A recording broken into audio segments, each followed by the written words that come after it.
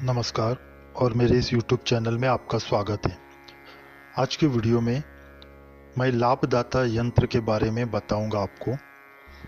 इसका उपयोग करने से जिसका भी जो धंधा रहता है या दुकान रहती है, कोई भी दुकान हो आपकी जिसमें आपको बरकत नहीं आ रही है या आपको जो कस्टमर आते हैं वो नहीं आ रहे हैं, बिक्री नहीं हो रही है या आपको धंधे में बहुत नुकसान हो रहा है, तो इस पे आपको निजात मिलेगी और आपका जो धंधा है, बिजनेस कुछ रहता है, वो आपका दौड़ने लगेगा।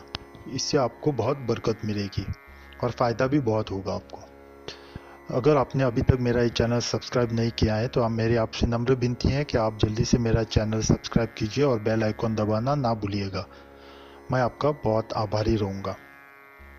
तो ये यंत्र जो धंधे के जो लोग रहते हैं वो बहुत से लोग उपयोग में लाते हैं।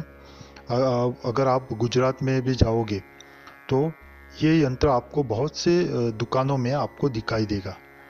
तो ये बहुत ही लाभदायक और बहुत ही प्रभावी चमत्कारी एक ऐसा यंत्र है।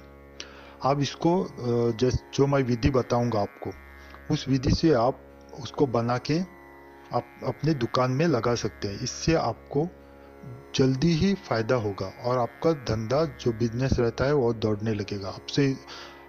उससे आपको बहुत मुनाफा मिलेगा, जो बिक्री भी बहुत होगी उससे। तो एक तरह से वो लक्ष्मी को आकर्षित करने के लिए ये यंत्र आप समझिए। तो आपको इसको कैसे लिखना है मैं अब विधि बताता हूँ, क्या करना है आपको।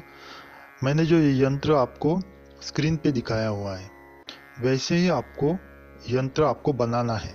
तो भोजपत्र या भोजपत्र जिसको हम बोलते हैं, वो भोजपत्र का एक टुकड़ा लेना है। जितना बड़ा आपको ये यंत्र बनाना है उतना आपको वो टुकड़ा लेना है। और अष्टगंध जो रहता है उसमें आपको गंगा जल के अभाव में आपको सादा पानी लेना है और वो पानी आपको डाल के उसकी स्याही बनानी है। और लेखनी जो रहती है वो लेखनी आप आम की ले सकते हैं या अनार की ले सकते हैं, तो लेखनी कोई भी चलेगी आपको। इस उपाय को आपको सोमवार के दिन ही करना है। तो सोमवार के दिन आप सुबह जल्दी उठिए, यानी ब्रह्म मुहूर्त पे उठना है आपको। उठ के आपकी प्रातः विधि समाप्त करके नहा धोने के बाद, आपके घर मंदिर की पूजा समाप्त हो जाने के बाद आपको बाजोट पे एक पीला वस्त्र रखना है। उस पे आपको भोजपत्र रखना है और अष्टगंध से और लेखनी से जो मैंने मंत्र दिया है वो मंत्र आपको वो लिखना है भोजपत्र पे। वो लिखने के बाद आपको यथाशक्ति पूजा करनी है, यानी जो आप हर दिन की पूजा में आप करते हो, हल्दी कुमकुम लगाना है वो भोजपत्र पे, उसको धूप दीप दिखाना है और गंध पुष्प आपको डालना है उस पे। तो ये पूजा, छोटी सी पूजा समाप्त हो जाने के बाद आपको वो भोजपत्र लेके अपनी दुकान में जहाँ आप बैठते हैं उसके जो भगवान की मूर्ति भी आप रखते हैं वो आपको जो दीवार रहती है जिस पे आपके भगवान की मूर्ति या कुछ ऐसा छोटा सा मंदिर किया हुआ है, तो उस दीवार पर आपको उसके बाजू में आपको चिपकाना है या आपको टांगना है वो। तो एक उपाय करने के बाद आप देखोगे कि थोड़े ही दिनों में आपकी बिक्री जो रहती है दुकान की वो बहुत तरह से बढ़ने लगेगी। अगर किसी ने कुछ जादू टोना भी किया हुआ है वो भी तुरंत दूर हो जाएगा और आपकी दुकान में आपको बरकत मिलेगी।